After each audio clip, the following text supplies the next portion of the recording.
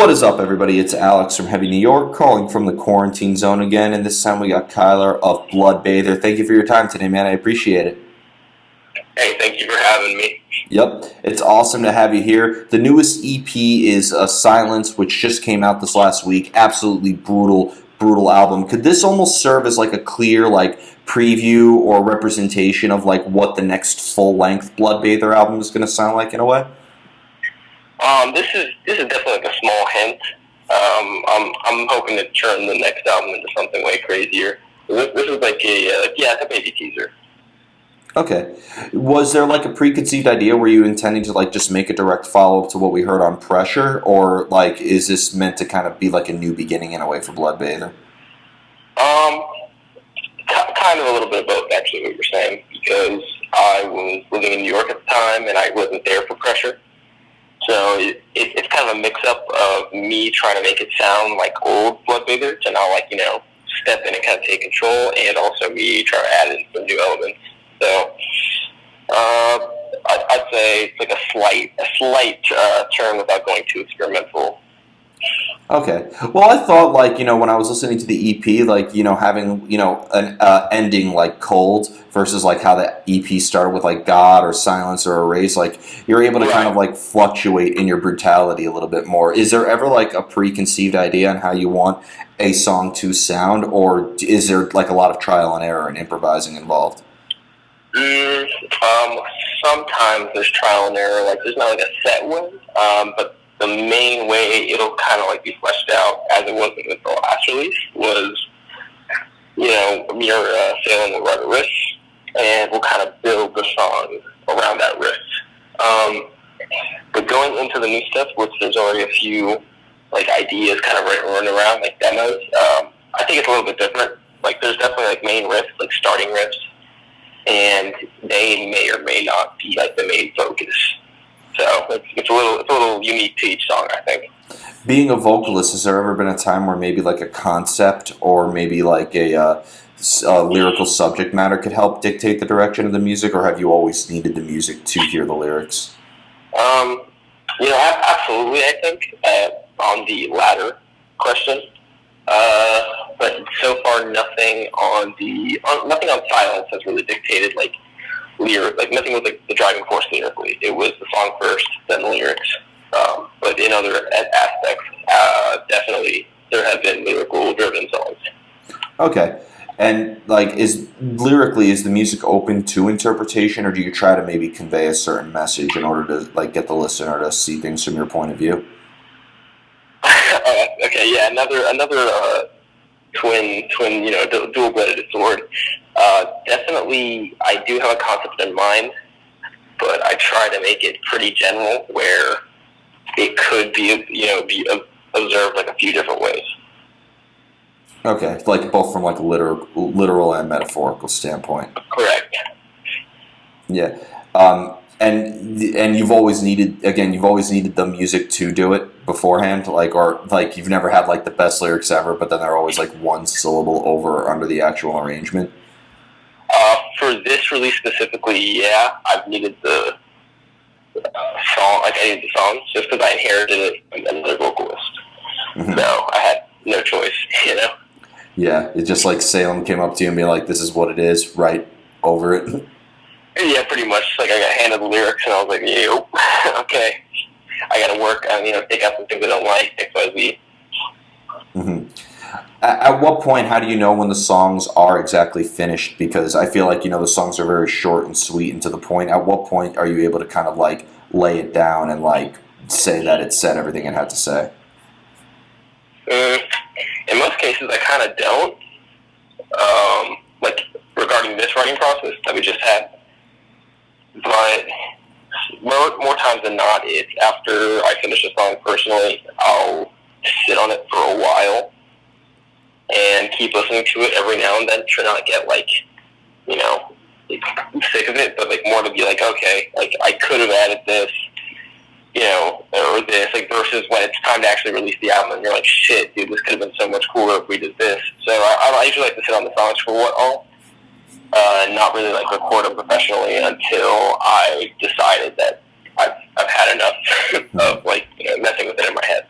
Do you almost try to like capture a moment too in the song? Because I feel like that's. I remember listening to Pressure and just feel like listening to like the Final Request or Sacrifice or something like that, where like the songs really do capture a moment in time. Is that kind of like the goal for Bloodbather? Yeah, I'd say so. I think that album did a really good job of doing that, and I guess I do like almost very literal lyrics to capture an essence or like a specific time period. So I agree with it. Yeah. Do you find so? I'd imagine like the longer you work on the song, the harder it is to kind of like maintain that moment in a way, right? Correct. It kind of almost becomes disingenuous. Yeah, and on top of that, the music is also very very raw as well. Like, let me ask you because I feel like your songs are almost kind of like done in one take in a way because they do capture that moment as well. So you try to like I don't want to say by no means am I saying like you rush the music or anything like that, but it almost seems like the faster the better in a way. Absolutely. I think that's the same with most things. Yeah. So in order to get like inspired to write though, like does inspiration sometimes come out of nowhere, or do you almost kind of like need to be somewhere in order for the inspiration to go through?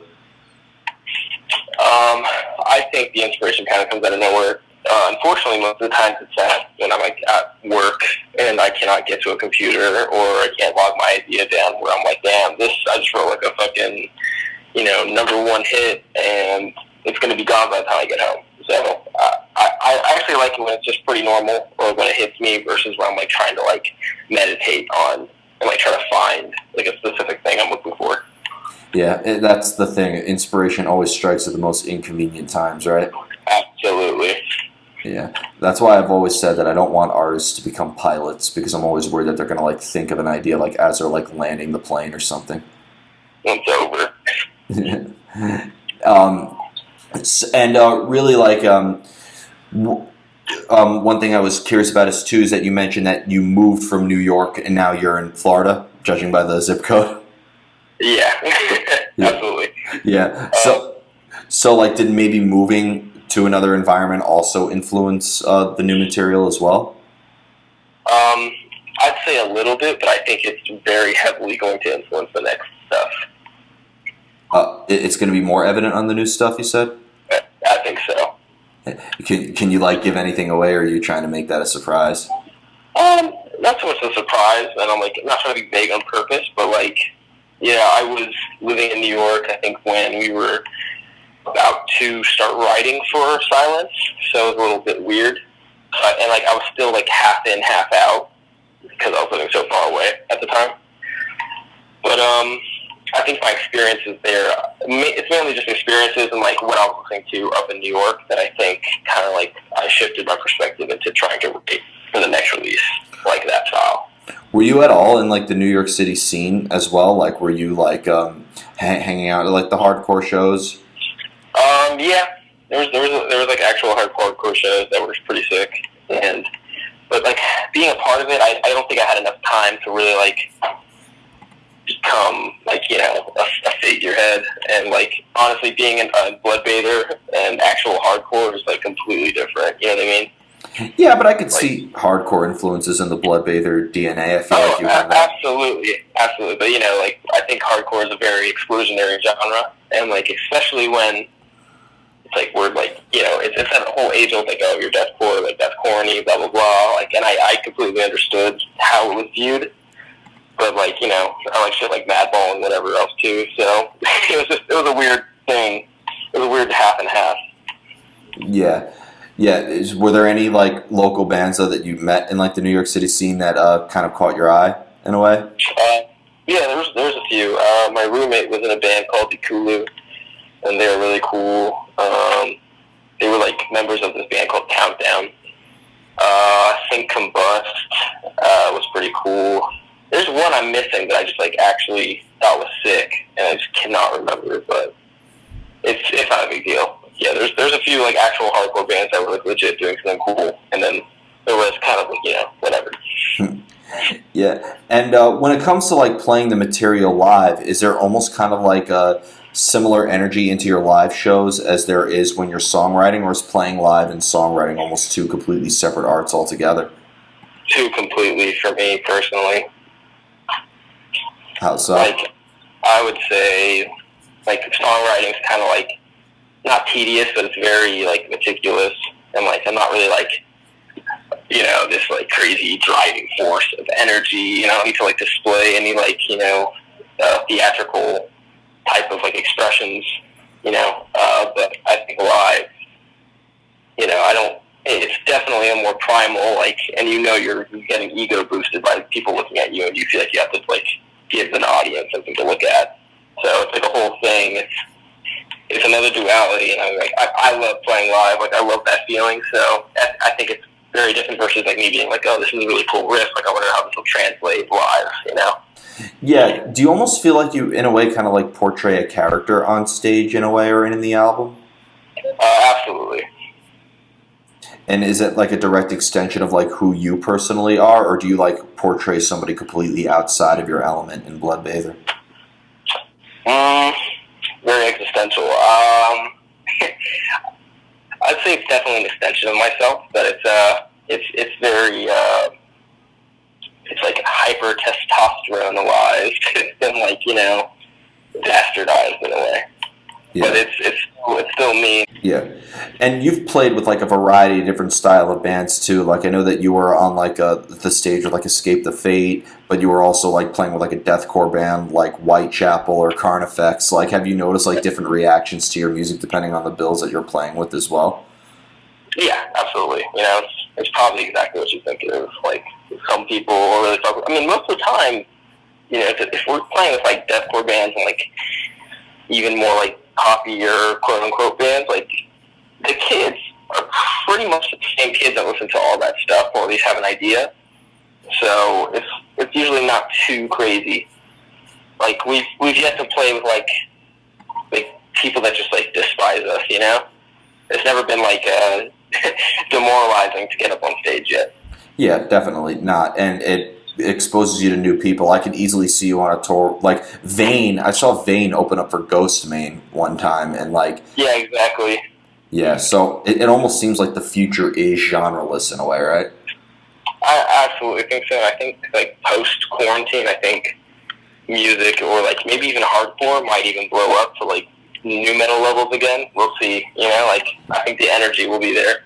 Oh, definitely. Think about how quick Code Orange blew up. Oh, yeah. I mean, I like to think that was actually a slow burn. They were definitely a bigger band, but it took them a little bit. They had a dip, and then they came back. I remember that. Yeah. Where, like, the gatekeepers kind of exiled them for a second. Yeah, well, I remember when they were called Code Orange Kids, but then I remember a lot of people discovering them because they were opening like the side stage at Mayhem Fest in 2015, and then they put out Forever in 2017, and it's like all uphill from there. Oh yeah, they kept on building, and the last release came out. I think I'm sure it did great. Yeah. So. Yeah, and the final question I wanted to ask you is how do you define hardcore? Because I feel like a lot of people do kind of like put you guys in that modern day hardcore category. So like to you, do you think hardcore is a sound? Is it an attitude? Is it an image? Like to you, what makes hardcore hardcore? I agree that it is all those things, but mainly when I say hardcore, it could be two things. Like there is hardcore the genre, which we are definitely not. Like, obviously, we are a derivative of hardcore. Like, and most music is past, like, that's, like, metal or hardcore past, like, 90s. But to say that, Bloodbather is, like, a hardcore band, I don't know. It's like I'd say that's a slippery slope. You think so? Yeah, I think so. I mean, I'd say, like, we're definitely, like, most of the other bands didn't really grow up on hardcore. They grew up on, like, Suicide Silence and stuff. And those bands are very thinly related to hardcore, even if they have hardcore roots, you know what I mean? It's like definitely just death metal with breakdowns now. So it's like the only thing that keeps them hardcore is the fact that they listen to hardcore bands, but they aren't hardcore. So it's like a weird thing. Like I like hardcore stuff, and like I like being like in the hardcore scene. So like I know Bloodbather is not like a hardcore band, and maybe not even in its roots. Because we didn't start playing hardcore shows or anything like that. We were definitely playing like Outlander shows with like other weird, bizarro deathcore bands. So it was like it's weird. It's a hard thing to say. Yeah, hardcore. I feel like you have like the rawness and the energy and the power behind it. Yeah, I mean, it's definitely like a hardcore mentality. But like again, that's like what you were asking. It's like definitely not hardcore music, like genre wise, but definitely the same attitude. And like we all love like hardcore, so I'm sure it bleeds in with the music. Yeah, but in the end, I think the future is genreless as well. I mean, yeah, it's kind of all blended in already. Yeah. So before we go, I want to thank you so much for your time today. Really appreciate this. Is there just anything else that you would like to promote? I mean, like, can we maybe be expecting some like live stream performances to support the Silence EP, or is there just anything else you'd like to plug? Nothing concrete, but do keep on the lookout for any live streams or playthroughs, stuff like that. Like, I know that we're just not going to stay quiet because we can't play live. So, if anything, yeah, just follow the Bloodbather socials and follow Salem Vex on Instagram and Zygotion. Awesome. Well, thank you so much, everybody. We are here with Kyler of Bloodbather. Be sure to check out the Silence EP out on Rise Records. This is Alex from New York. We will see you next time.